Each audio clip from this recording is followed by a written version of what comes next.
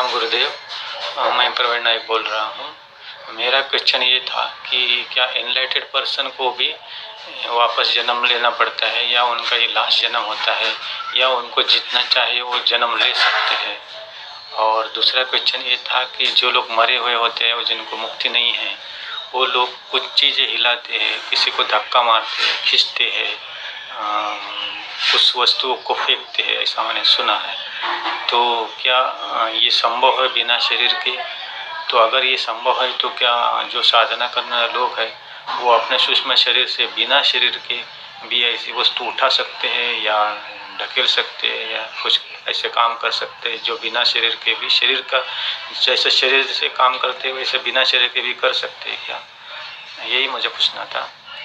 Thank you. प्रणाम आपको। पहली बात तो पर इस बात को समझें, जो बुद्ध हो गया क्या उसे जन्म लेना पड़ता है? ये शब्द थोड़ा गलत है। उसे जन्म लेना नहीं पड़ता, वो चाहे तो जन्म ले सकता है, वो चाहे तो ना ले। मगर यहां भी लाखों लोग अगर परमात्मा को प्राप्त करते हैं, उन लाखों लोगों में से एक ऐसा व्यक्ति होता है जिसको करुणा के कारण, प्रेम के कारण ऐसा लगता है कि जिस आनंद को मैं जी रहा हूं, अभी मैं कुछ लोगों को और बता सकता हूं, मगर मेरा शरीर छूट रहा है, तो मैं दोबारा इस पृथ्वी पर आऊं और कुछ लोगों को बता दूं ताकि वो भी उस आनंद को जिए। इस कारण से तो कोई बुद्ध, इस कारण से तो कोई परम ज्ञान को उपलब्ध व्यक्ति, ऋषि, संत वापिस इस पृथ्वी पर आ सकता है, मगर वो आएगा अपनी मर्जी से।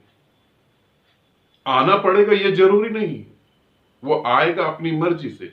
फिर जब वो आ जाएगा, एक वासना उसके साथ जुड़ी रही कि दूसरों को बताना है और दूसरे उस बात को जिए।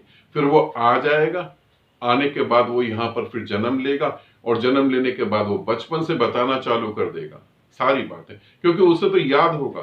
फिर वो सारी बातें बताना चालू करेगा, मगर फिर वो देखेगा, उसे ये अनुभव होगा कि मैं जिसे भी बताऊं, मेरे बताने से क्या होता है, क्या मेरे बताने से लोग बदल जाते हैं? फिर उसे लगेगा नहीं, लोग नहीं बदलते, लोग झूठे हो जाते हैं, भीतर से कुछ और सोचते हैं, बाहर से कुछ और दिखाते हैं। फिर उसे यह पता लगेगा कि जो बदलना चाहता है वही बदल सकता है। प्यासे को ही पानी की कीमत पता होती है, जो प्यासा नहीं उसके लिए पानी बेकार है। फिर उसे पता लगता है कि जो जानना चाहता है वो तो मेरे बिना भी जान सकता था। फिर वो कभी दोबारा इस पृथ्वी पर नहीं आता। एक भ्रम, एक प्रेम नाम का भ्रम जो था वो भी खत्म हो जाता है। इसके अलावा भी कुछ और होते हैं। ये मैं कहूंगा कि ज्ञान उपलब्ध हुआ, प्रेम के कारण, करुणा के कारण वो व्यक्ति थोड़ा सा पागल हो गया, इतना जुड़ गया कि मौत के बाद फिर दोबारा इस पृथ्वी पर बताने आया। अब इससे भी बड़ा एक पागल होता है, वो बार बार बताने आ जाता है।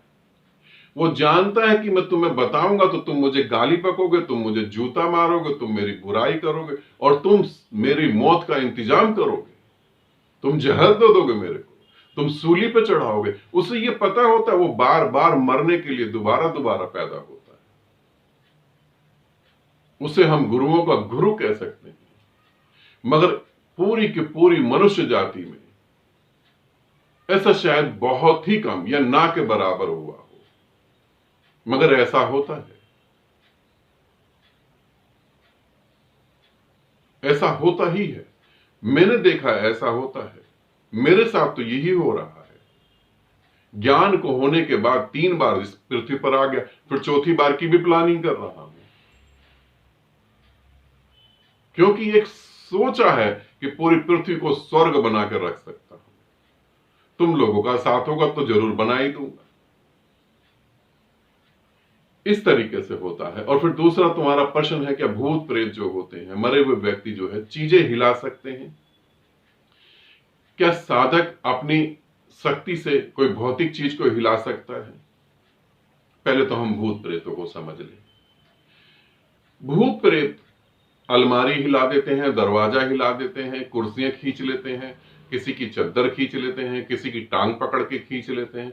ये इंटरनेट में और हिंदी या इंग्लिश मूवियों में अच्छा लगता है, यदि भूत प्रेत कोई कुर्सी उठा के फेंक सकता है, किचन में पड़े बर्तनों को फेंक सकता है, उन भूत प्रेत को कुर्सी ने क्या कह दिया, किचन में पड़े बर्तनों ने क्या कह दिया? वो उनको फेंक के जताना क्या चाहता है? भूत प्रेत भी क्या पागल हो जाते हैं? उसे जिस आदमी को अटैक करना उस आदमी को अटैक करें, बात खत्म हो गई। दरवाजा खोल रहा बंद कर रहा, ये क्या कर रहा है? भूत भूत है, कोई मेंटली डिस्टर्ब आदमी थोड़ी ना। ये सारी चीजें नहीं होती। इसके पीछे के रहस्य को समझाता हूं, उसे समझो। जब तुम साधना करते हो या जब तुम बैठे होते हो, तब कोई सूक्ष्म शरीर तुम्हारे पास आता है और तुम्हें महसूस होता है और तुम्हें छू के निकल जाता है। कोई गुरु का सूक्ष्म शरीर आता है, वो तुम्हें आशीर्वाद देके चला जाता है। ये क्यों होता है? क्योंकि तुम जीवित हो, तुम्हारा दिमाग काम कर रहा है, तुम्हारा दिमाग उस एनर्जी को एक्सेप्ट कर रहा है जो पास में घूम रही है। कुर्सी के पास दिमाग नहीं है, बर्तनों के पास दिमाग नहीं है, तुम्हारे दिमाग से वो ऊर्जा कनेक्ट होती है। यूं समझो कि तुम घर में बैठे हो, अचानक ही कोई खूब सारे गुलाब के फूल लेकर आया। गुलाब के फूलों की खुशबू तुम्हारी नाक के द्वारा तुम्हारे अंदर गई। तुम्हारे दिमाग ने कहा कि ये गुलाब का फूल है। तुम्हारे हृदय को आया कि ये बहुत अच्छा, मुझे तो बहुत अच्छा परफ्यूम लगा। ये कहां से लेके आए, ये कितने के लेकर आए? ये प्रश्न तुम्हारे भीतर ही उठेंगे। उस आनंद को तुम ही महसूस करोगे। तुम्हारे घर की कुर्सी और सोफा नहीं बोलेगा ये बात को, उन्हें तो पता ही नहीं गुलाब के फूल का। इसीलिए भूत प्रेत जो है कुर्सियां हिलाते हैं, चद्दर खींच देते हैं, ये करते हैं, वो करते हैं, ये कोरा झूठ है। इसमें कुछ भी सच्चाई नहीं। हाँ, तुम्हारे दिमाग के साथ जुड़ के, तुम्हारे इमोशन के साथ जुड़ के कुछ चीजें तुम्हें महसूस होती हैं। और यहां पर अगर ये कहे कि कोई साधक जो है अपने सूक्ष्म शरीर से वस्तुएं हिला सकता है, वो साधक नहीं होगा, वो जादूगर होगा, वो मदारी होगा, वो टेक्निक होगी कोई। ऐसे कैसे कोई वस्तुएं हिला देगा? वो कोई टेक्निक हो। मुझे पता है मेरी बात को सच नहीं मानोगे तुम, मगर ये सब अगर कोई करके दिखाता है, जैसे मेरे पास बहुत आते हैं। एक व्यक्ति मेरे पास आया, उसने कहा हम तो एक साधु के पास गए थे, उसने यूं करा और सोने का जो है एक अंगूठी निकाल के मेरे को दे दी। किसी ने कहा मैंने 100 का नोट दिया, उन्होंने 2000 का नोट मेरे को बना के दे दिया। अब मुझे यही नहीं समझ आ रहा कि ये लोग अगर हिंदुस्तान में ऐसे टैलेंटेड लोग भरे हुए हैं, तो हिंदुस्तान को तो अमेरिका पर भी पीछे छोड़ देना चाहिए था।